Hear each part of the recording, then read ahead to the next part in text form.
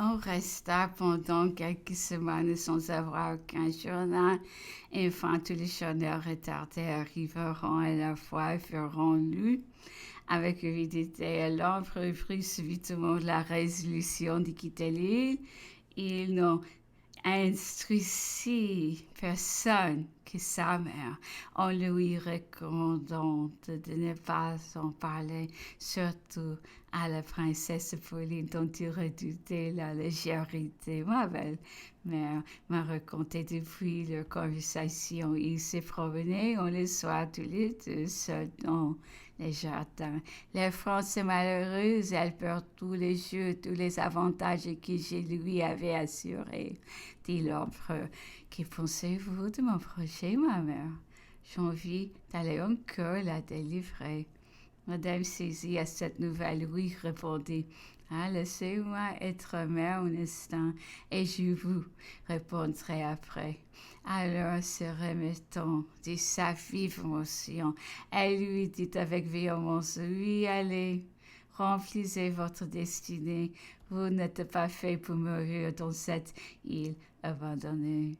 Madame Bertrand me dit encore que la princesse Pauline avait cherché à me faire beaucoup de tort dans l'esprit de l'empereur et de ma belle-mère famille faible absurde auquel mon séjour en France avait donné lieu.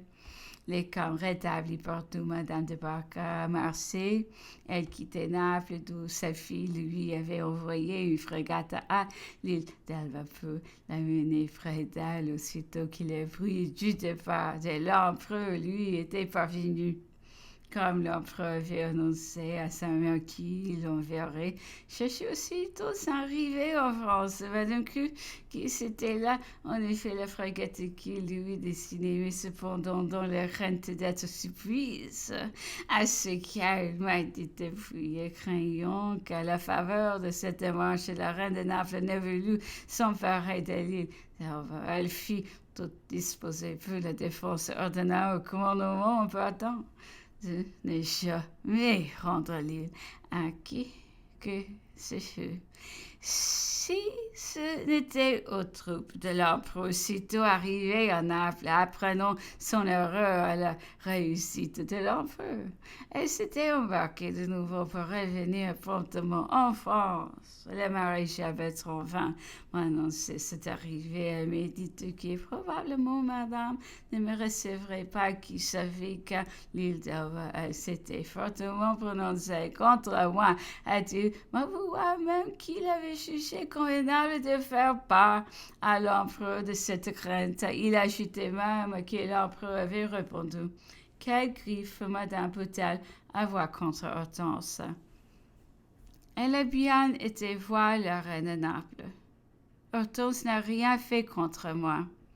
En remerciant le grand maréchal de la vie qu'il me donnait, je lui ai dit que j'ignorais de quelle manière la famille de l'empereur avait vu mon séjour en France et que s'il n'avait point été utile à leur intérêt, du moins il m'avait mis dans la position d'être souvent le défenseur, que reste madame étant ma belle-mère. À ce titre, je lui devais du respect. J'irai lui faire une visite et qui, si elle ne me recevait pas, je n'y retournerai plus. Et j'ajoutai avec un peu d'humeur, cela sera plus facile tant pour elle que pour moi, car je crois être plus aimée en français. Peut-être sa conduite envers moi ne serait pas approuvée. Je me rendis en effet chez madame. L'empereur était le matin, et j'ignore si je fus redevable sagicite de la bonne réception que l'on m'y fit. Madame ne me parla de rien et me reçut comme autrefois.